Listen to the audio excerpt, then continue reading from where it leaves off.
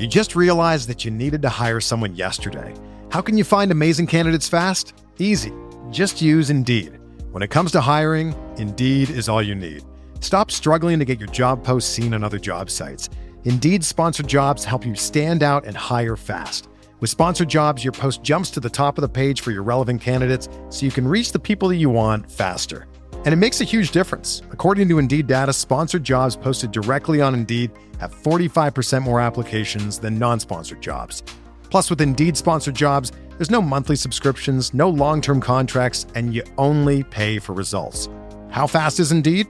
Well, in the minute I've been talking to you, 23 hires were made on Indeed, according to Indeed data worldwide. There's no need to wait any longer. Speed up your hiring right now with Indeed. And listeners of this show will get a $75 sponsored job credit to get your jobs more visibility at Indeed.com/BWN. Just go to Indeed.com/BWN right now and support our show by saying that you heard about Indeed on this podcast. Indeed.com/BWN. Terms and conditions apply. Hiring? Indeed is all you need. Let's be honest. Shopping? Not my thing. I go to the store. There's a lot of people that, it's just not my thing. It's not football. All right. I spend way too long scrolling websites just looking for something simple like a nice pair of jeans. And I'm either overwhelmed by all the choices or can't find anything my style and end up with stuff that doesn't fit and doesn't work. That's why I use Stitch Fix. You just take a quick style quiz, share your size, your vibe, and your budget, and boom, you're matched with a real human stylists who handle the rest. They take care of the work for you. They send you a fix box with clothes that actually fit and make sense for your life, work, weekends, whatever. It saves you time. You look great, and you don't even have to think about it. That's the best part. It's no risk, all style. Try it all on in the comfort of your home. Keep what works, send back the rest. Free shipping and returns, always, and no subscription required. Plus, get a free try-on for your first fix. Get started today at stitchfix.com/podcast to get $20 off your first order, and they'll waive your styling fee. That's stitchfix.com/podcast. This podcast episode is brought to you by Coors Light. These days, everything is go, go, go. It's nonstop hustle all the time. Work, friends, family, expect you to be on 24/7. Well, sometimes you just need to reach for a Coors Light because it's made to chill. Coors Light is cold lagered, cold filtered, and cold packaged. It's as crisp and refreshing as the Colorado Rockies. It is literally made to chill. Coors Light is the one I choose when I need to unwind. So when you want to hit reset, reach for the beer that's made to chill. Get Coors Light in the new look delivered straight to your door with Drizzly or Instacart. Celebrate responsibly. Coors Brewing Company, Golden, Colorado. The Timeline is a Blue Wire podcast.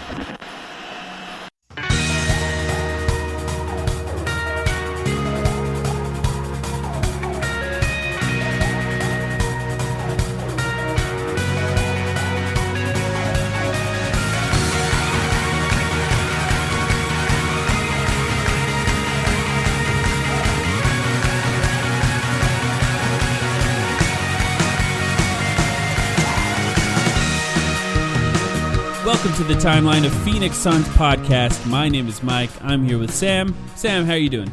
I'm doing all right, Mike. That sucked. That sucked. You want to do it again? No, let's just keep going. Let's get it over with. I think anyone who's listening right now. So let's say this: we're not gonna bore you with 50 minutes of talk about the Spurs game because there's no point. We'll talk about it for a little bit.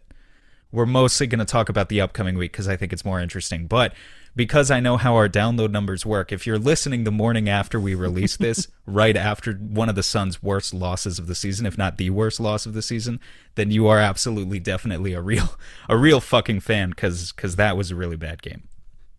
Yeah, we're recording this immediately after the Spurs game. And then after Sam and I talk for a few minutes here, we're going to switch over to an interview with Dan Favale, our friend, where we talk about the Eastern Conference road trip that the Suns are going on this week. But we have to talk about the Spurs game at least a little bit just to get it out of the way here. I don't care. I think the Suns are pretty bad in this game, and I think that happens. There is like a little bit of a Jedi mind trick thing that Pop does to the Suns somehow, where it seems to happen. Like the Suns are a victim of Popovich resting all of his best players and the Spurs still winning. That happens every year, and it just so happened to be the Suns. The Suns were the victim of that this time.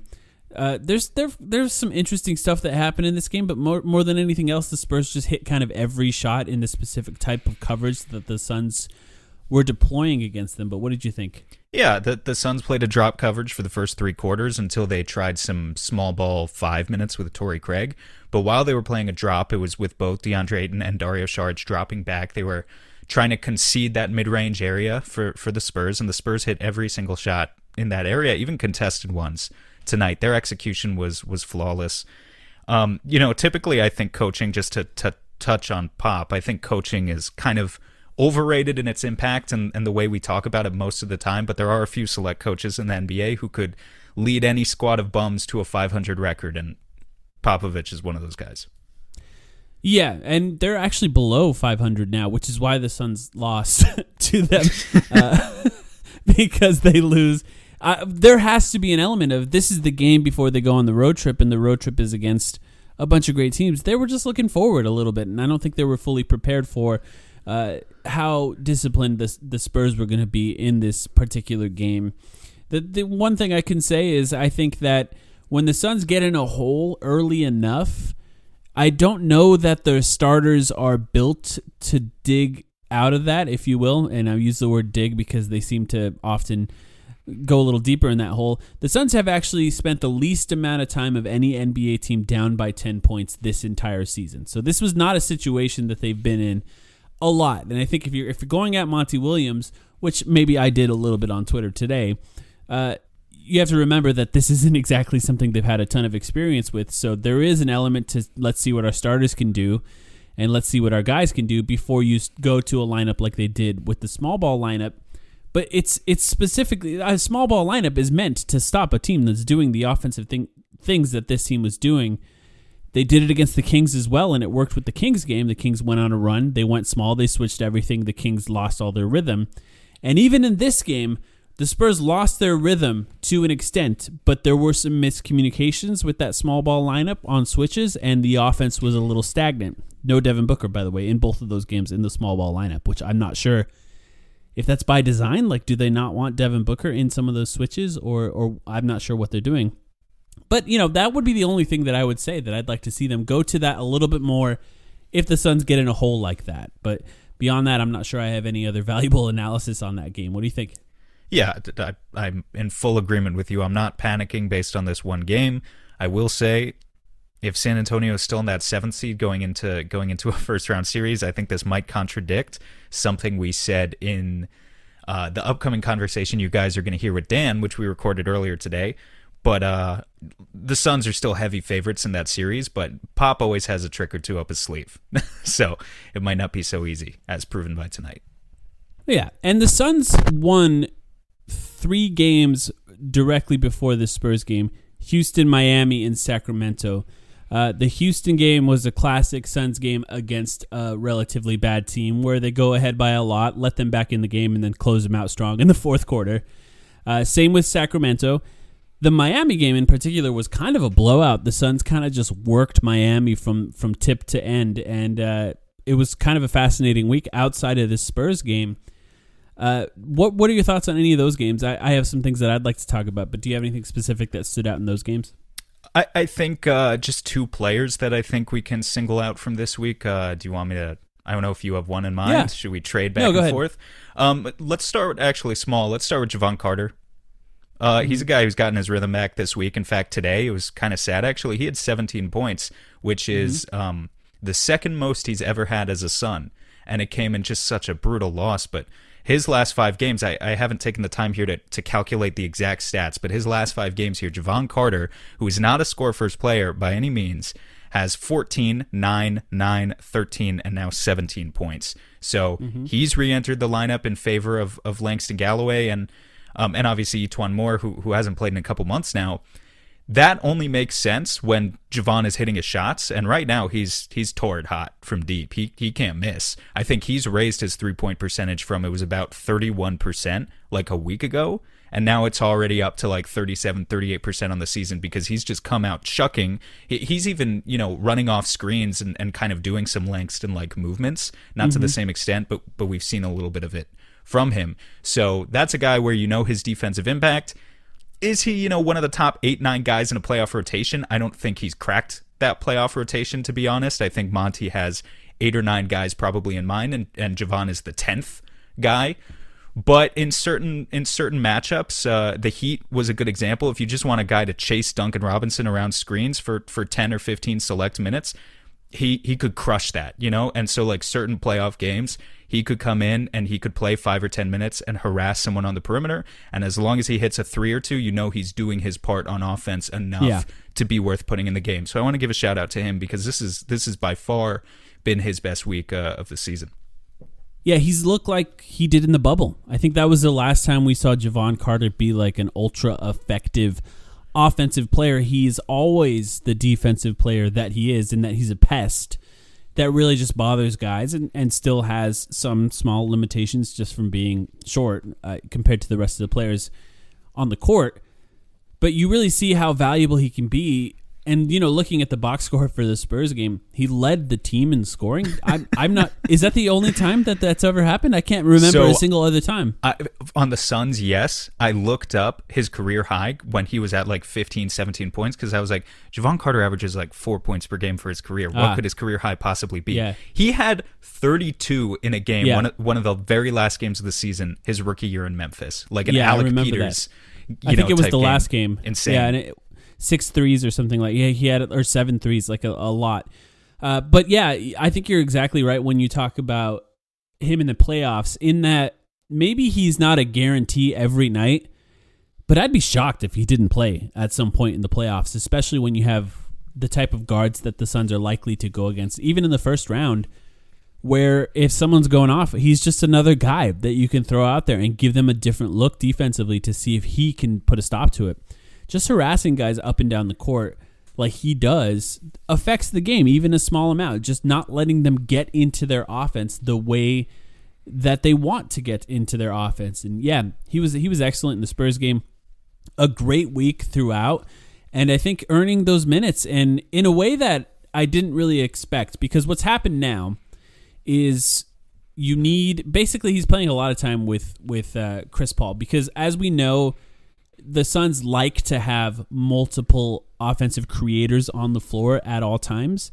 And I think with Devin Booker especially, they don't really play a lot of time with Devin Booker at the point guard position without another creator. Javon's still not that. But I think with Chris Paul and Javon Carter, you can get away with a lot because Chris Paul can be so ball dominant.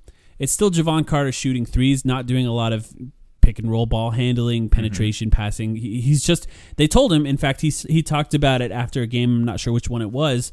They told him to let it fly. Like his job is just to shoot as much as possible now. And I think that's the right approach with him. He hasn't shown enough, as a creator to really be given those reins. Again, just listen to these box scores. He shot 10 threes in 21 minutes against Washington, 5 threes in 18 minutes against Houston, 7 in 21 minutes against Miami. Those are high volume numbers. And I think it's interesting on offense. They stick him in a lot of situations where they also know that when Javon gets the ball, it sticks a little bit. Like I wouldn't go so far as to call him a ball hog, but a creator for others, he's just not. That's kind of why he's struggled to find a consistent role in the NBA, because he's point guard size, but he's just not a point guard. So they stick him in situations where you've got the entire bench out there. You've got Dario, Torrey, and basically everyone else. They're rotating the ball around the perimeter. But when it ends up in Javon's hands, like that's the final stop. It's once it gets in his hands, it's going up. Especially when he's in that corner or wing position. So yeah, he's adopted the full Langston Galloway approach to his offense at this point, and for as long as this hot streak continues, he's going to be worthy of some minutes. Yeah, it'll be interesting to see how much he plays down the stretch here, because they're staggering a lot, Devin Booker and Chris Paul. And I think that's the right approach as they get closer and closer to the playoffs. I think the other guy that you wanted to talk about, I assume, because I wanted to talk about him as well, was DeAndre Ayton. Yeah, absolutely. And I don't want to downplay how good he was before this Spurs game, because everybody was bad in the Spurs game. It just was one of those games where nobody played very well. But I thought DeAndre Ayton had a really great week for the Suns where he just did everything really well. Like, there wasn't a ton of mistakes, and I think it stands out when a center doesn't make mistakes. It just does on any team, and I think it does when Dario was, sort of at his peak earlier in the season, just didn't make a lot of mistakes, and it does now with DeAndre Ayton just not making a ton of mistakes. Some great scoring games. He still has yet to pass 30 points this season. I really was thinking that it was going to happen this week a couple of times, and it still didn't happen, and I think it will at some point soon. I think the Sacramento game was, in particular, a game where Sacramento was going really small. Sacramento's not a good defensive team, but they started Damian Jones, and Rashawn Holmes did not play, and then they had Hassan Whiteside as the backup.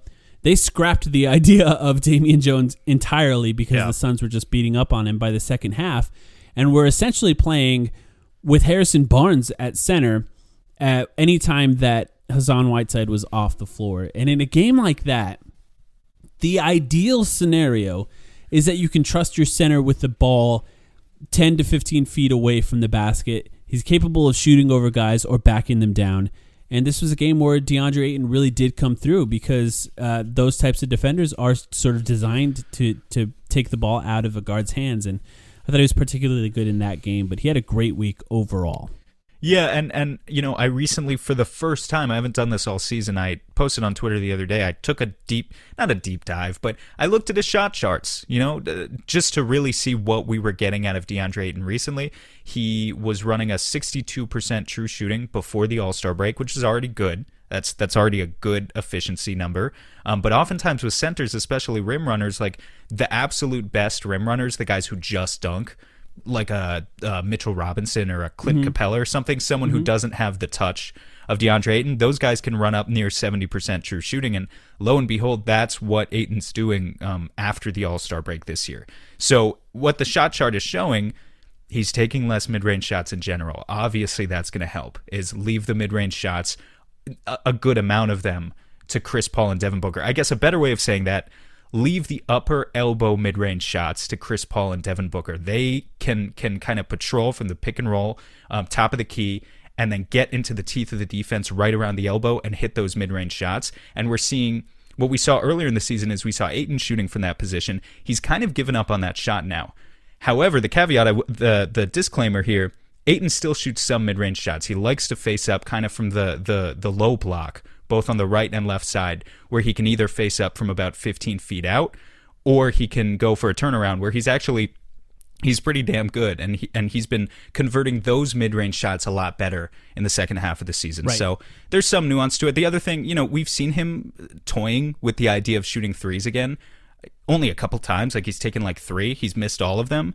But I think it was interesting how he basically didn't shoot those at all for 2 months straight, probably, and now it seems to be back in his game, or at least it was this past week. So I don't know if that's a conversation he's had with the coaching staff, of they just want to be like, hey, we want you to try to keep defenses honest in the playoffs, so you should start taking these when you're wide open again, just to test.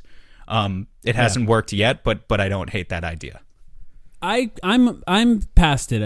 I think that we're done with it, because I think he's shown enough versatility inside the arc that we don't really need it. The Suns also have surrounded him by enough shooters that it's not a big deal. I definitely don't think they need it. I want to make that clear. Like, I definitely don't think they need it. To be the best possible team this year, you just need Ayton to roll hard, and a couple face-ups now and again is nice, but eventually, like, the hard thing about Ayton right now is how do you manage what's the best thing to do right now to win a championship, with the understanding of this is a third-year prospect. Chris Paul is old. We need some sort of development being worked into his regimen, because we need him to work on some things, right? So I think that's what they're struggling with. And eventually you'd like Ayton to be like a 33% three-point shooter who takes like 1 or 2 to game. Yeah, that would be nice. I just from that perspective, what you're talking about with the Suns' pursuit of a championship, the most confident I've been in their capabilities has been this stretch where DeAndre Ayton has been very good without playing sort of outside himself, in that he hasn't had to dribble a ton in order to be good. He hasn't had to shoot those sort of elbow mid-range jumpers in order to be good. He has found ways to be successful beyond that. And I want to even point out that the baseline area where he's catching it, that sort of mid-post area where he's capable of shooting over guys, the reason he's more effective from that specific area is because he has been unafraid to attack guys in that area, whether it be in the post or on a face-up game. And the advantage of that specific area is that because the baseline is there, he doesn't have guys reaching in on him from both sides of the ball. It's a great point. I think where he struggles from the elbow area is that there are guys coming at him from both sides, and then he has to make a decision, often triple teamed in that area, which is good that he has to be able to do that. But also, I think it's a plan by other teams to make him try to put the ball on the floor or try to pass out of a triple or double team in those specific areas. If you're more capable of catching it on that baseline area, yes, you might get a double, but it's often coming off of a shooter directly behind the three-point line when you're in that baseline area. That's an easy pass for him to make, being that he's holding the ball over his head. But also, unafraid to dribble once, unafraid to back guys down from that area. If he has an area from the floor where he's more than a singular threat, because that elbow area always was a jumper. He wasn't really taking it to guys because of the defense coming from both sides. In that baseline area, there's more than one option. There's the dribble, there's the post-up, there's the shot, there's the pass.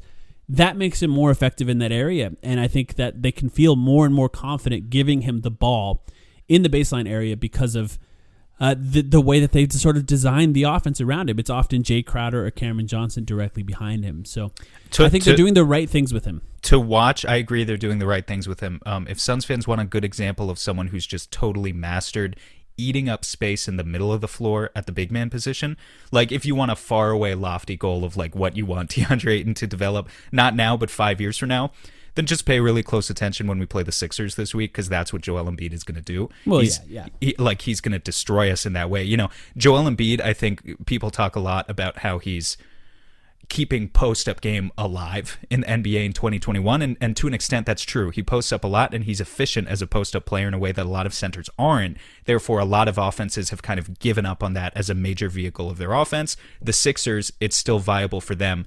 But beyond that, Joel Embiid is just an example of a guy. He gets into the elbow. He's not afraid of making reads, putting the ball on the floor either way, and he'll just destroy you no matter how much help you send him. So, like, that's probably I'm not even saying Ayton that it's even possible for him to get there, but, like, if you just want to know what we're talking about, if, like, some centers can do that, just watch Embiid on Tuesday because it's going to be on full display. Yeah, and that's an MVP level guy. There's also Nikola Jokic, who probably will win the MVP, that's capable of hurting you from every area on the floor. But maybe a guy in the next tier down, Bam Adebayo, is a really good example. And I think what Bam does is he leverages his playmaking from that position. Now, DeAndre Ayton has struggled a little bit from there, and I think it matters to be able to dribble towards the basket in that area or shoot that mid-range shot relatively well, because then you're not getting double-teamed as much. But yeah, that's something that if DeAndre Ayton can develop a skill in passing, and I said it before, he's shown some flashes of that recently, enough that I think they can start working it into his game, if not this year, as early as next season. And there's some things that you can do from that area as a playmaker if you just catch it without just relying on specifically that jump shot. But obviously has been a really good week for him outside of the Spurs game because it was bad for everyone. You just realized that you needed to hire someone yesterday. How can you find amazing candidates fast? Easy. Just use Indeed. When it comes to hiring, Indeed is all you need. Stop struggling to get your job posts seen on other job sites. Indeed sponsored jobs help you stand out and hire fast. With sponsored jobs, your post jumps to the top of the page for your relevant candidates so you can reach the people that you want faster. And it makes a huge difference. According to Indeed data, sponsored jobs posted directly on Indeed have 45% more applications than non-sponsored jobs. Plus, with Indeed sponsored jobs, there's no monthly subscriptions, no long-term contracts, and you only pay for results. How fast is Indeed? Well, in the minute I've been talking to you, 23 hires were made on Indeed, according to Indeed data worldwide. There's no need to wait any longer. Speed up your hiring right now with Indeed. And listeners of this show will get a $75 sponsored job credit to get your jobs more visibility at Indeed.com/BWN. Just go to Indeed.com/BWN right now and support our show by saying that you heard about Indeed on this podcast. Indeed.com/BWN. Terms and conditions apply. Hiring? Indeed is all you need. Listen, life's all about leveling up. Whether you're handling business on the field or kicking it in your zone, you like to celebrate with cigars that match the moment. That's why you should link up with Famous Cigars to bring you a wild deal. Right now, you can grab 8 premium cigars for just $8. You heard that right. 8 top-rated cigars at $1 a stick. Top quality brands like Oliva, Romeo y Julieta, and Davidoff. Hand-picked just for you and worth over $80. Hit up famouscigars.com/cam and lock in this exclusive deal. While you're there, check out their insane selection of premium cigars, all shipped fresh and fast from their massive 20,000 square foot humidor. That's half a football field. Famous Cigars has been in the game since 1939 and still family owned. So celebrate every win with the folks at Famous. 8 cigars for $8. famouscigars.com/cam. But still, I think interesting enough that they can take it into this road trip and hopefully really get some great games out of him. You know Devin Booker's going to play well against Philadelphia and Boston. So beyond that, everyone else needs to play well in the rest of the games because I think you can count on him to do pretty well in those. Up next, we're going to switch over to an interview with Dan Favale. Dan lives in New York. We assume that means that he's more capable of covering the Eastern Conference, and I think we were right on that assumption. He's a secret Suns fan. He also writes for Bleacher Report. We'll switch over to that after our break here, and you'll get to hear a great interview with him that we recorded before the Spurs game. The economy is made up of real people doing real stuff, and it affects everything. Which you obviously know since you're a real person doing real stuff. Marketplace is here to help you get smart about everything beyond the what of the day's business and economic news. We dig into the how and the why with the real people driving our economy. From big tech and interest rates to small businesses and what's happening at the Fed. Marketplace breaks it all down so you don't have to. Listen to Marketplace wherever you get your podcasts. Sugar Ray Leonard, Roberto Duran, Marvelous Marvin Hagler, and Thomas Hearns. Legends, whose four-way rivalry defined one of the greatest eras in boxing history. Relive their decade of dominance in the new Showtime sports documentary, The Kings, a 4-part series premiering Sunday, June 6th, only on Showtime. All right, joining us on the timeline is Dan Favale, writer for Bleacher Report, host of the Hardwood Knocks podcast, deputy editor of NBA Math, and a Blue Wire bro, as we call them, a friend of our podcast, Dan Favale. Dan, how are you doing? I'm doing well. How are you guys? Pretty well. It's hard to complain. The Suns have been playing so well lately, and it's a lot more fun to cover a really good team than to cover a really bad team. You came on earlier in the year to talk about the Suns. I think you're a secret Suns fan. Maybe not so secret anymore. Not so secret now. You seem to be pretty high on the Suns early on, even when they were sort of struggling to start. Struggle for the Suns this season was 8-8, which obviously was still a massive improvement over the Suns. Actually, Dan, the first time you came on our pod this year, do you remember what the Suns' record was the day that we recorded that first time? Ooh, weren't they like 14-13 or something? Was it? They were 8-7. So right about where Mike was just talking about, when they were 8-8, that was kind of, you came on at the low point of the season, and since then the Phoenix Suns are 32-8. Yeah. Do we owe you thanks of some sort?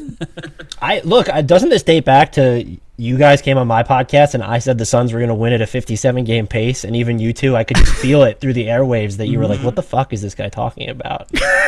Hope is a dangerous thing for Suns fans. It's always a little bit scary to be too optimistic about a team because our hopes have been dashed a few times. I don't know if you know the history of the Phoenix Suns, but there's been a lot of really dramatic endings. So, as high as Sam and I were, and sometimes Suns fans say, well, people who cover the entire NBA were low on the Suns, and I think Dan, you're an example of how that's just not true. Since we last spoke with you, obviously on an insane win pace here, but what have you thought just watching the Suns? Just your general perspective of it. I don't think my thoughts on them have changed at all, except maybe I feel not so much over the past 7 games, I guess, but shakier about them up front at the center position than I did. I think we reached a point where I probably felt better about DeAndre Ayton than either of you two did, and he's been a monster his last 7 games. But when you look at Saric is shooting better from 3 over his past few games, but those minutes with him at the 5 feel off. Where you guys have mentioned this, where Saric's defensive value is being in the right place at the right time. It just feels like he's not in the wrong place, but that defenses are figuring out how to get by him more. And when you're looking at their just potential matchups in the West, if you can't count on Ayton to play like he has over his last 7 games, there are some question marks there. But the other thing about this season, and it still doesn't really change about how I feel about the Suns, is I've had to look at every team of the league at a whole in like segments, because it feels like so much is changing when you're looking at player availability, injuries, the league's health and safety protocols, rest. This has been the most difficult season for me to cover from a national perspective, just because I still feel like I lack a feel for so many teams based off all the stuff that's happened or the general inconsistency. So I would still, after the Nuggets made the trade for Aaron Gordon, I'd entertain that. I thought they were the biggest threat to come out of the West among the non-Lakers division if LA was healthy. But I ended up landing on the Suns anyway, and I think post Jamal Murray injury, people are going to pick the Clippers, some of them are going to pick the Jazz, but I still think the Suns are like that foremost threat in the Western Conference. Can I ask for your take on something that Mike and I have debated a little bit, and I know some Suns fans are asking about online? Like you said, availability is the big thing. It's so hard to get a feel for anyone this year. In fact, we're going to talk in a little bit about some of these amazing Eastern Conference opponents that are coming up this week for Phoenix. It's hard to get a feel for those teams too, because they haven't played each other all that much, and when they have, it's like one superstar, another superstar always seems to be out of the game. With the injuries that are happening, and given, I'm going to knock on wood here, but given that the Suns have been fairly okay about health so far this year, do you think there's a good argument for resting anyone on the Suns, trying to load manage where you can in these final few weeks as we lead up to the playoffs? Is that something you've thought about? Is that something you'd like to see out of certain guys? I know Chris Paul is the obvious candidate, but maybe there are others too. There are 2 players that I don't think would ever accept it, and that's Chris Paul and Mikal Bridges are the 2 guys that I'd be worried about most. Mikal Bridges just looked banged up, and I think it was one of the Suns' recent national TV games, maybe it was the Jazz, and it's sort of, I guess, normalized a little bit since, but that dude could use a break. And then Chris Paul, I mean, I'm just always in fear of a hamstring issue or something with him, and you're looking at his age. So I would like to see the Suns sort of get to that point, and now, knowing Donovan Mitchell is going to miss a few games, maybe you sense that you could get first in the West, and that being 1 or 2 ensures that you don't face the Lakers at this point in the first round, because it doesn't seem like they're going to fall to play-in. So I don't think this team will, is my stance, but I think when looking at Chris Paul and Mikal Bridges, I would really like to see their loads lightened over the next month plus, because you look at these schedules where it's teams like 17 games in 29 days or whatever it is, and that's absolutely harrowing. I don't care how old you are either. That's just that's an incredibly truncated stretch. Yeah, well, Chris Paul will just say that since he's become a vegan, he hasn't been injured at all. He really, truly believes that. But I think you're right. Obviously, an injury to Chris Paul or Devin Booker would be huge for this team. And I think the way DeAndre Ayton's playing, even when he was sort of up and down, like his importance is still so massive to the team, because you need a guy who does the things that he does. But I'm sort of terrified of a Mikal Bridges injury. You watch, it was a heel problem that sort of slowed him down, and the idea that could sort of be turned into another maybe more serious injury has been keeping me up at night because of his importance to the team and his versatility defensively. And it's interesting for him because you look at the last few games and, up and down, I think, in the last 10, 15 games offensively. But there's never really a time outside the Jazz game where he hasn't done the things right that you need him to do defensively. But I want to go back to something you said, Dan. You mentioned the teams that could be coming out of the West, and you said Suns, Jazz, and Clippers were main. You left out an obvious team there, I think, with the Lakers. Is that just because of their injuries? Are you afraid to sort of pick them at this point because we haven't seen them fully healthy in so long? Oh no, they would actually, unless you tell me that AD and LeBron won't be on the court, they would still actually be my pick to come out of the West. I've always just viewed it as what's the team that's the biggest threat to them. And I think I've at this point where I just default to LeBron's team because doubting him has just not paid off for me in the past. Right. And they just have, when you just look at duos in the league, there's not really enough. I guess Brooklyn now, but they're never healthy either. To have 2 top 5 or top 7 players, top 10, whatever it is, like that's just special right now. And I still don't think, I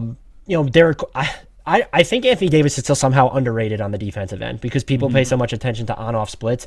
But the things he can do in the playoffs and the lineups that he can just anchor that should not exist unless he himself is otherwise on the floor is massive to me. So if they're both in the game, if they're both healthy, I would default to the Lakers. But the Suns, I think it's a testament to how this roster was built, and even how they've played thus far, obviously, that after the Nuggets got Aaron Gordon and were fully healthy, that was just a perfect fit. That was the player they needed, did so many things on defense for them, even if you don't think he's a lockdown one-on-one guy. And I still felt compelled to default to the Suns. And I think that speaks to the level of trust that Devin Booker has earned and should have earned, at least from the national media, with what he's done over the past few years, knowing what Chris Paul is able to do for this team. And then the supporting cast, maybe outside of really like DeAndre Ayton this season, there's been like a lot of steadying performances where you can at least bank on certain guys doing certain things. And this also feels like a team where, there are questions like, is Torrey Craig going to shoot 1 trillion% from 3 for the rest of the season? I am worried about that. Do they get to the rim enough? People harp on their free throw attempt rate. I actually really don't care about that. And my 2-word answer to that is Lou Williams. Just look at how he fares in the playoffs. The foul stuff doesn't work. So I'm very high on the Suns. It's just I can't get them. I'll call it the coward's pick, but it's LeBron. So I still think the Lakers, if they're healthy, are that favorite. We talked about free throws, exactly that same argument last week. I brought up, I think it's fair for the record if anyone wants to get down on the Suns' free throw rate, but then you also have to be equally down on the Nuggets and Clippers because they also don't get to the free throw line. So if it doesn't bother you, I could easily see the Clippers coming out of the West, regardless of free throws.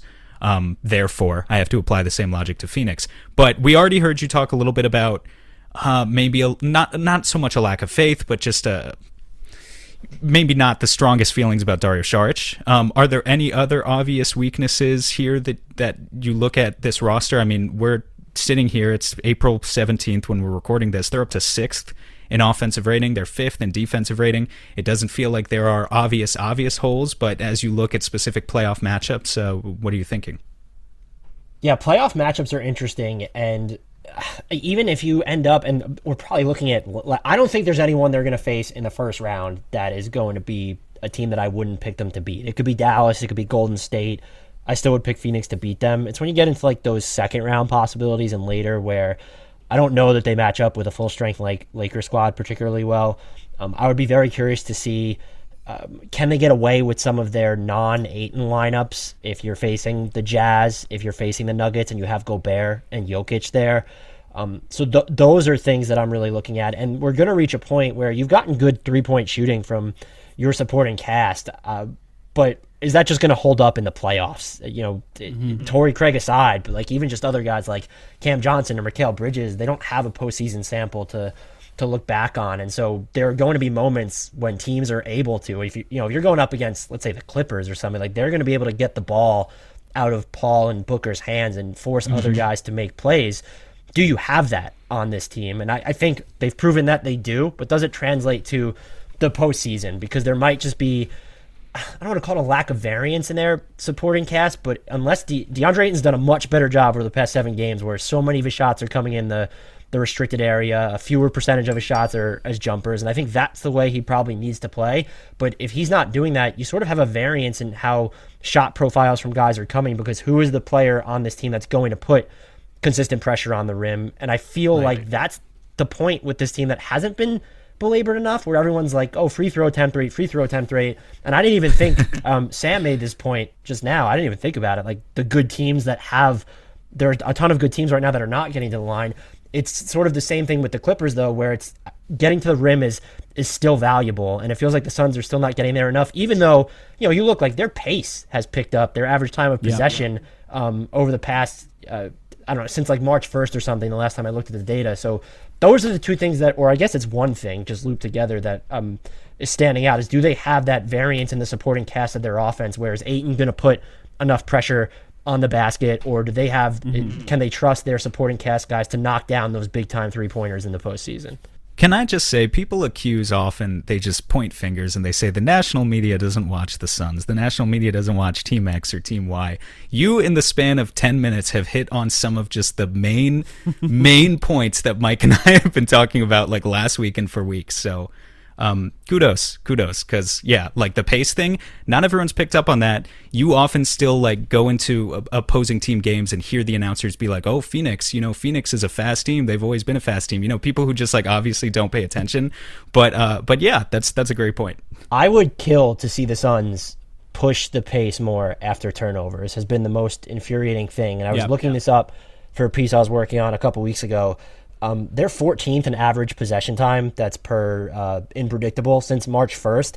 And yet, like, they still haven't really ticked up when you're looking at after turnovers. It's like they're doing their damage after, or they've picked up their pace a lot after made shots, not so much after defensive rebounding. And I feel like those live ball opportunities is where they can, butter their bread a little bit more in the postseason, because all three of us know that getting out in transition is like just more theoretical when it gets to postseason defenses, but those live ball opportunities, like after you create a turnover, when you really can dictate the terms of engagement, I would love to see the Suns just be more aggressive, because even when it seems like Chris Paul is running up the court, there's always that pullback, and I feel like the Suns have the personnel, or at least the talent, to be like more aggressive 100%. In that situation. And there's less variance in those plays too. Just quickly, I'll say, like, Mikal Bridges doesn't have that track record in the playoffs of being a 40% three-point shooter, but if Mikal Bridges is filling the lane, he's going to get those easy transition buckets. So there's a difference there in what he's able to do, the types of things that might translate to playoff basketball, and not necessarily, some things will translate, some things may not. I think Mikal Bridges particularly has become more creative in his finishes around the rim as well. With a guy like him, you look at his arms and you think he's just going to be great around the rim, but I think he's found ways to change his pace near the rim, which I think matters a lot when it's just sort of a one-on-one scenario in a fast break, and just find ways to get it off the glass a little cleaner, and that's going to help him a lot, especially if his shot is struggling. Something we've talked about, and we just actually made a video about. If you haven't watched it, go to our YouTube channel, check it out. It's about whether or not the Suns have an MVP candidate. It's the importance of the two guys that are very, very, very important on this team. That's Devin Booker and Chris Paul. We were talking before we started recording, Dan, and you seem to be defaulting to saying that Devin Booker is more important. Now, I want to just preface all of this with it probably matters very little to Suns fans at this point, because it's just like they're winning, so who cares? But I do think that Devin Booker is in a weird place where he has spent so much of his time in the NBA with terrible, terrible, terrible teammates, and that has caused his overall reputation for a lot of people who don't necessarily watch a lot of the Suns to tank. People don't really give him a lot of credit for the Suns winning. They'll just point at Chris Paul because he's the new addition and talk about how important he is. What makes Devin Booker stand out to you when you watch the Suns as far as importance to them winning? I think the attention he draws, whether he's on or off the ball, and we talked about this a little bit before the pod, is there's just going to be different types of defenders that are going to go after him. You guys mentioned that teams are going to be less likely to trap Chris Paul as well. Like, those are going towards Devin Booker. Like, he's going to face more of those double teams. And people have pointed to the assist numbers. He's playing with some. This is the first time. Like, if you just look at his supporting cast in the past, like, it was first that he couldn't win, and now that they're winning, it's that's clearly not. He's clearly not most responsible for that. And I'm just like, this is the first time that he's had a really good supporting cast around him for an entire year, and that's independent of Chris Paul. If you took Chris Paul off this team, it's still the best supporting cast that Devin Booker has had, in large part because you would have someone like Mikal Bridges playing the best basketball of his career for the entire season. So I look at still his efficiency, where there have been shots this year where I feel like he's gone through stretches where he's not hitting shots that he normally would, but the difference in cadence that he can play with off the dribble, that is just huge when it's breaking down defenses. You guys mentioned already that he does a ton off the ball. That actually might have been before we recorded, so maybe you technically didn't mention it already, but whatever. That's just more on that coming to our YouTube channel soon. So I look at that as that attention that he's commanding to help make life easier on Chris Paul, at least just as much as Paul's made life easier on him. It's huge, and this isn't strictly a Chris Paul thing. The non-CP3 minutes with Devin Booker this year, the Suns have basically just annihilated opponents. They're on plus 10.2 points per 100 possessions when he plays without CP3. And the thing I noticed is that they've each played like an identical number of possessions without the other. They're within 10 possessions of each other in those situations. Not pertinent to this conversation, but I found that interesting. He's this.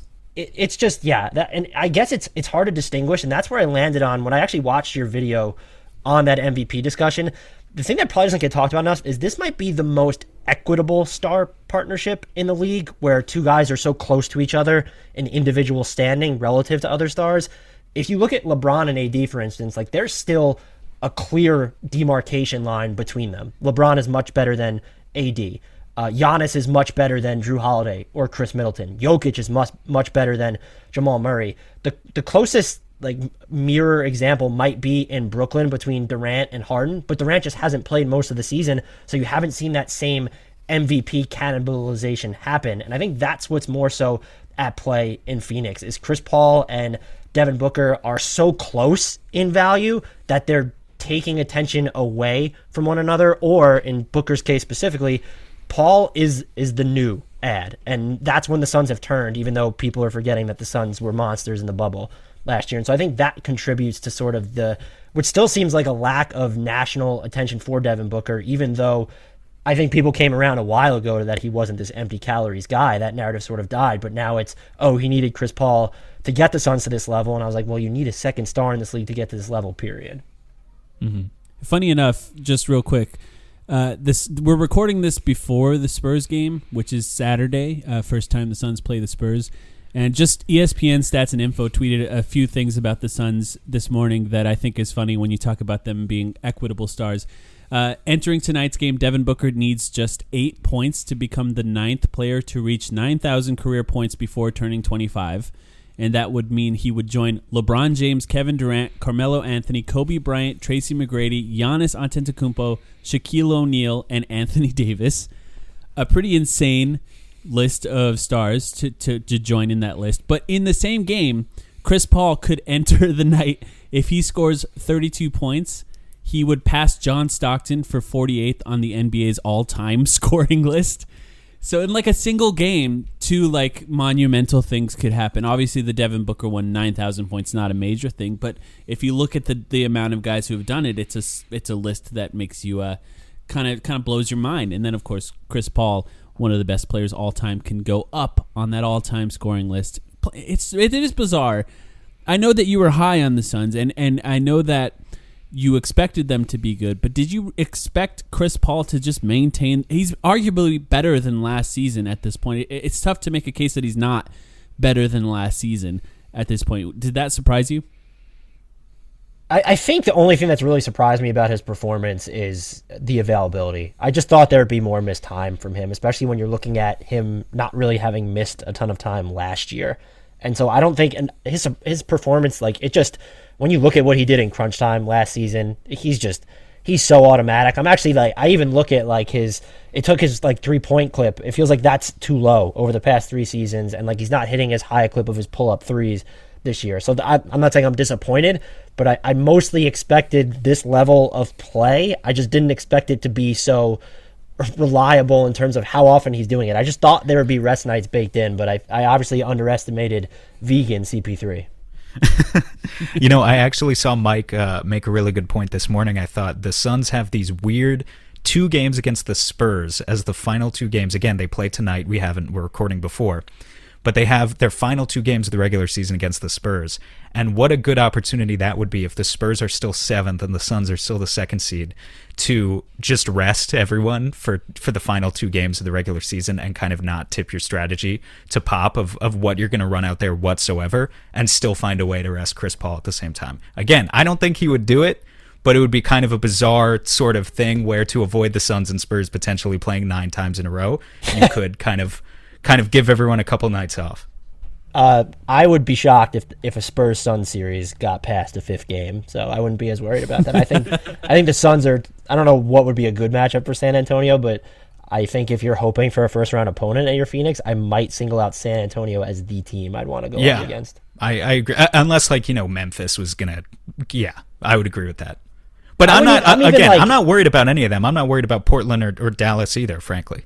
I just wouldn't want to. If you don't have to face Luka or Dame in round one, that's great. But the Spurs are just like a team that I feel like they could actually beat up on. But I would pick, and I already mentioned this, I would pick the Suns in I think any likely first round matchup that we could configure at the moment. The Suns are about to enter one of the more difficult road trips probably the most difficult road trip that they have all season. It is the Milwaukee Bucks on Monday, a back-to-back of Philadelphia and Boston on Wednesday and Thursday, and then Saturday Brooklyn, and then the New York Knicks Sunday Brooklyn and the New York Knicks next Monday. I think the three most fascinating games are probably Milwaukee, Philadelphia, and Boston, and then Brooklyn. It all depends on who plays, because you never really know who's going to play. For the Brooklyn Nets, they seem to be strategically, or maybe not strategically resting. I don't know what to make of that. Let's just quickly talk about the Bucks. I think that's a really interesting matchup. I know you live in New York. We figured Dan lives in New York. He probably knows more about the Eastern Conference than us. When you think about these games, starting with Milwaukee, how do you think the Suns match up against a team like the Bucks? I honestly don't know. I feel like Milwaukee has the ability to really gum up their offense, though, and they've tested out more switching, which I think the Suns are probably uniquely built to. They can frustrate them in those situations. But when you look at having Drew Holiday, Giannis Antetokounmpo, and even Chris Middleton on the floor at the same time, or if you're playing them with Dante DiVincenzo, who can be disruptive defensively, that's terrifying. And I think I'm wondering if Milwaukee goes to Giannis at center, where it's PJ Tucker's on the floor, or they're running Pat Connaughton instead, whatever the de facto guy next to him in the front court is. Those Dario Saric minutes, like if that's the time that's going up against Giannis, how do those fare? Do you need to have DeAndre Ayton on the court in those situations? And so I'd probably, of the three teams that we're prepared to focus on, I might like the Bucks matchup for them the least, which is just bizarre when knowing that Brooklyn has three top 15 or whatever players on its team. As I look at the week ahead personally, it's so tough because I'm going to single out Boston and kind of toss them aside for a second. Well, I guess I'd start here, Dan. Brooklyn, Milwaukee, Philly. One of those teams is going to the finals out of the Eastern Conference, right? Can we reasonably say that it's one of those teams going to the... Is there any other team in the East that you can even see more than like a 2% chance of they get to the finals? I can't get there. It would have to be Boston or Miami, I think. And with Victor Oladipo's injury in Miami, I don't think he's mission critical to them, but that was like their second half swing piece, where if he's even close to what he was when he was making all-star teams and made his All-NBA team, that's huge for them, and they needed someone who could put more pressure on the rim. But he's injured, and I think at this point we've seen a bigger sample of Victor Oladipo not being that player. I don't know that you can just assume it'll happen. And Boston, I just can't, and I'm glad you guys brought me on for this analysis. I have no feel for Boston whatsoever. They are just they're playing better now, and I think having Marcus, seven of their last 8, they've and won. Having Marcus Smart back is good for them. Robert Williams has played well for them in stretches. You still have Jason Tatum and Jaylen Brown, who's been unconscious lately, it seems like. I just don't... Looking at their past stretches this season, I don't know how you could trust them, and I do think the bigger thing here is that you just get into questions about their depth, which might not be as important in the postseason when you're looking at playing 7 or 8 guys, but you can't name 7 dependable guys on this team. They really you name their top 4 or 5 players, and that's where you start to run out of dependence there. And they're so, a team that could stand to put more pressure on the rim. Like, they're so reliant on their jump shots, and a lot of their jump shots where, if you contrast them to what Phoenix is doing from the mid-range or from 3, they just don't feel as easy when you watch Boston. And so if you're predicated on hitting jumpers, fine. When you're predicated on hitting ridiculously difficult jumpers, there's sort of an issue there. So maybe 2% is like too low just because it's the East, but at the same time, I would be flabbergasted if we have a team other than Milwaukee, Philly, or Brooklyn coming out. Yeah, and Philly's one of the games where, like, if it was if the Suns were just any team that is a good team, then I'd probably be more afraid of Philadelphia. But for some reason, Devin Booker just kills the Philadelphia 76ers. He always plays really well against that team. There is like a subplot of Ben Simmons, and Ben Simmons' ex is Devin Booker's current girlfriend. So there is a subplot there where in the last Philadelphia game, it seems like Devin Booker was specifically targeting Ben Simmons one-on-one to try and score as many points on him as possible. But even before that, I he had some pretty. There's a game where he scored 46 points. I've pulled it up here. Yeah, I pulled it up here. Devin Booker in 11 career games against Philly. 29.7 points, 4.4 rebounds, 4.5 assists per game, 49% from the field, 48% from deep.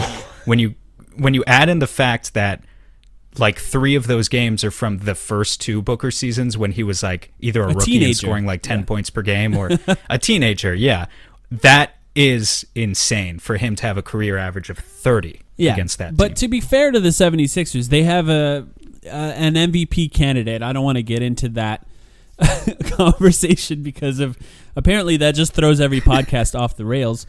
But we don't want to be obtuse. Yeah, I don't want Dan calling me a jackass. But I see what I see though, and with Philadelphia, Embiid's obviously pretty amazing. They have one of the best defenses in the NBA. A bunch of wing defenders to throw at the Suns, and they've made a trade. George Hill. I'm not sure when he'll be available. I know he's missed some time recently, but it's possible that he'll play in that game. What's your read on the 76ers? How good do you think they are, and how do you think they match up against the Suns? They are currently my pick to come out of the East, and I'll preface that with is the slightest of margins. Look, I was all in on the Joel Embiid MVP train, and then he got injured. I would still, I don't know that he can win the award when you're looking at how, as someone who... Are you suggesting that missing 18 games would impact his candidacy? It sucks, but yeah, when it's injury related, this wasn't like him being absent, 20 games in the league's health and safety protocols, where I think you can at least rule it out. But he's been, I don't know, he is probably the biggest issue for this. That's obviously not a hot take. He's the biggest issue for every team. I don't know how they're supposed to defend him. And the way he's playing on offense right now seems uniquely able to destroy whatever big body they're going to try and place on him, whether it's DeAndre Ayton, whether it's going to be, do we see Dario Saric go up against Joel Embiid? The thought of that is just a little terrifying. He killed him in the last game, surprisingly. They're going to have to... Dario Saric killed Embiid, surprisingly, in the last matchup. Like, it was one of Dario's best games of the season. Well, I think if you're the Suns, could you look at it through the lens of, well, Saric is going to at least give you a little bit of a mismatch offensively himself, and so we're going to, if it ends up that he has to defend Joel Embiid, like, that's fine? Or is Saric just at this point better to defend against Embiid's, off the dribble long twos or his 3-point shooting, which he's shooting both looks at career high clips right now, and I don't think I don't know how they're supposed to stop him, but that might be interesting where it's like, well, Saric is still going to provide an element of a mismatch on defense where Ayton's game, I feel like Embiid is, and I don't know the numbers of when they've gone up against each other in the past. I don't actually think I saw the last Suns-Sixers game, so I wouldn't be able to speak to that, but I feel like Embiid might be having an easier time of shutting DeAndre Ayton down, even if he is, attacking the basket or rolling hard to the basket. Sure. So if the greater context of this conversation is we want to see the Suns play good teams so that we can project what they're going to do in the playoffs, I hope people can understand, like, this is why Mike and I, basically every week, we all know we put so much on DeAndre Ayton. But, like, this is why, because as I'm thinking about these games, every game this week, DeAndre Ayton is going to be the X factor. If you want to stop Giannis, DeAndre Ayton historically has actually a pretty decent track record against Giannis. He's going to have to be a big body. He's going to have to stay close to the rim, and he's going to have to kind of wall things up. Against Philly, it's going to be DeAndre Ayton playing an MVP candidate. And then as we look forward ahead to Brooklyn, what happened in the last game when Phoenix and Brooklyn played? Phoenix narrowly lost that game. They tried to switch everything and put Ayton on the perimeter. And in that game, it was James Harden who cooked him repeatedly. Not saying that would happen if they tried it again this time necessarily, but you can very easily see how DeAndre Ayton defends in different schemes becomes the margin that makes or breaks you when you play these top teams. Even if these are Eastern Conference teams that you wouldn't hypothetically see until the finals. This is why we put so much on DeAndre Ayton, because as I look at this week, like, let's just all agree, he's going to be the X factor this week, right? There's no one else. Yeah, I would agree. I would agree. There's always the Devin Booker 45 points that could be the difference maker in any of these games. But yeah, on the defensive end, I mean, who else could it be? It really has to be DeAndre Ayton. Would you consider, though, and maybe these aren't games to use as experimentation, but at the same time, maybe they could be because you're not going to face these teams in the playoffs unless you make it to the finals. Can you get weird and see, like, well, do we just try and, I mentioned it before, just mismatch the hell out of these teams by putting stars at the 5 more? Or I guess that's actually a bad thought because that's really only going to help you against Philly, I think. It's not going to help you against Milwaukee if they use Giannis there. And, Brooklyn, I don't know if you guys have watched much of Nick Claxton, but if they're willing to play him, that guy is statistically, according to B-Ball Index, one of the most switchable players over the past 10 years. Yeah, they absolutely nailed that pick. Well, let me throw something at you, Dan. I don't expect that you watched a random regular season game of Suns versus Kings. But what happened in the Suns-Kings game is that the Kings were just hitting every three. And they were legitimately hitting threes off the dribble, around screens, off movement. Lots of things that make it difficult for the Suns to defend because when teams hit probably one of the more difficult shots, it makes it hard to defend. So what the Suns did is they took both DeAndre Ayton and Dario Saric out. DeAndre Ayton was good in that game. It's just he can't play 48 minutes. And they played with Torrey Craig at center. And when they played with Torrey Craig at center, what they did is they switched everything, and they played an ultra-aggressive perimeter defense, which I love to see. I've been really waiting for the Suns to experiment with that kind of lineup with extended minutes, and they hadn't done it yet. Like they put Torrey Craig in center, like in end of game scenarios where they're just for like one single possession, and then they put DeAndre Ayton back in. But say the Nets are really doing what they did in the last game, which is just forcing. They played really small and they forced a switch with DeAndre Ayton on James Harden, and he would either shoot a three or just drive right past him if his feet were too close to that 3-point line. Do you think that is a legitimate thing? It's something that I've been asking for. It's something that I would like to see, and I think the Nets are the team that could really force them to do it. Do you think that's something that they should experiment with more? Yeah, I mean, I'm probably the wrong person to ask because I will endlessly lobby for the super small lineups.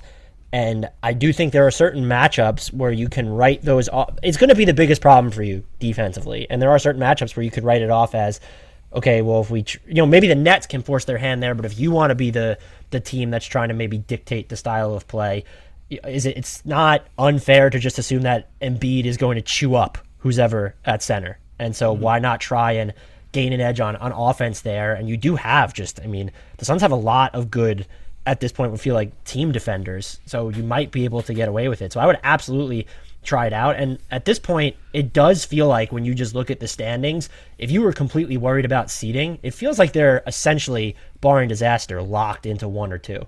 And so why not get a little funky with how you're going to play down the stretch, especially against some of these good teams, because they're at least parallels for what you might face in the Western Conference playoffs. It's not just like, you're going to go up against the struggling Pacers, or you're going to go up against the Bulls without Zach LaVine, or Detroit. Like, try it against the good teams and see what happens. Even against the Bucks, if you're that worried about Dario on Giannis, just put Craig on him. I think he'd probably do a better job, right? Even Jay Crowder could help you in those situations, I would think. Mm-hmm. He guarded Giannis in the playoffs last year, not that long ago. Still can't believe the Heat. I don't know if I'm sure he would have came back if they were willing to pay him. I just can't believe that the Suns got him at the mid-level. That was a hell of a signing.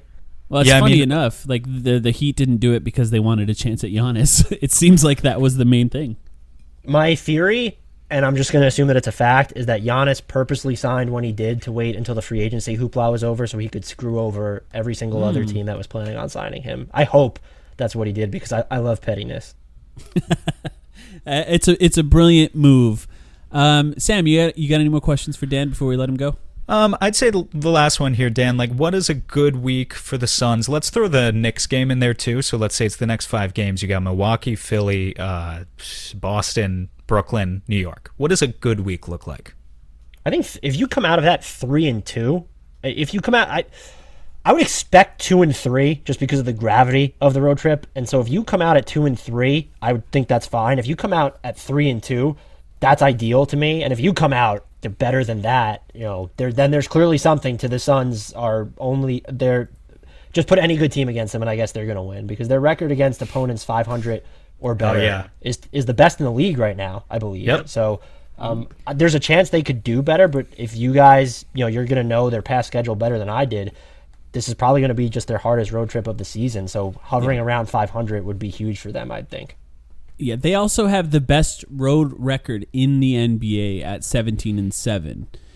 So not only do they play well against teams over 500, they also do well on the road.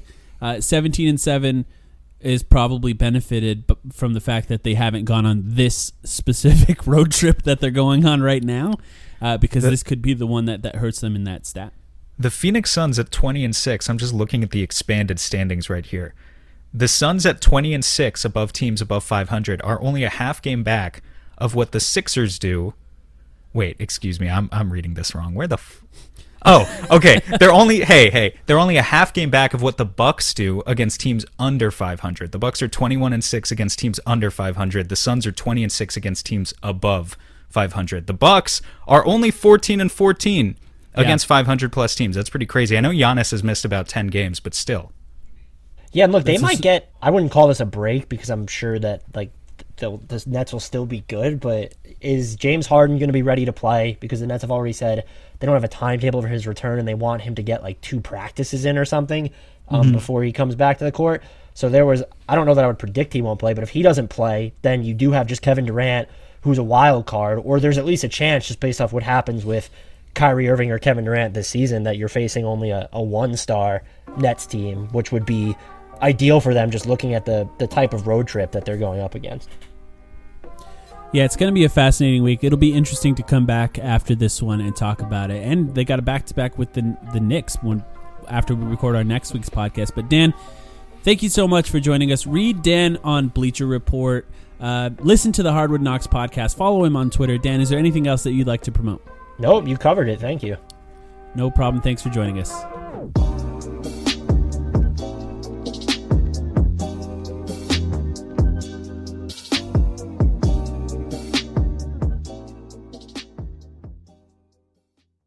Sugar Ray Leonard, Roberto Duran, Marvelous Marvin Hagler, and Thomas Hearns. Legends, whose four-way rivalry defined one of the greatest eras in boxing history. Relive their decade of dominance in the new Showtime sports documentary, The Kings, a 4-part series premiering Sunday, June 6th, only on Showtime. If you're a custodial supervisor at a local high school, you know that cleanliness is key, and that the best place to get cleaning supplies is from Grainger. Grainger helps you stay fully stocked on the products you trust, from paper towels and disinfectants to floor scrubbers. Plus, you can rely on Grainger for easy reordering, so you never run out of what you need. Call 1-800-GRAINGER, click Grainger.com, or just stop by.